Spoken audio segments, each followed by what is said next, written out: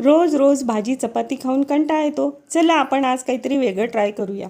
दुधी भोपळा किसून घेते किंवा दुधी भोपळ्याचे तुकडे करून मिक्सरमध्ये पेस्ट करू शकतो. त्यात आपण पुदिना, कोथिंबीर, कांदा, टमाटा घेऊया, जिरा पावडर, ओवा, भरपूर लसूण घातलेली शेंगदाणा चटणी घेऊया, हळद किसून घेऊया, हिंग, मीठ घालूया, शेवग्याच्या शेंगा उकडून त्यातला गर घेऊया, 1 वाटी ज्वारी, 1 वाटी नाचणीचे पीठ घेऊया, चांगलं मिक्स करून घेऊया, गरम पाणी घालून मळून घेऊया. मळताना कधीच कंटाळा करायचा नाही. जेवढं चांगलं मळता येईल तेवढं पीठ छान फुगतं.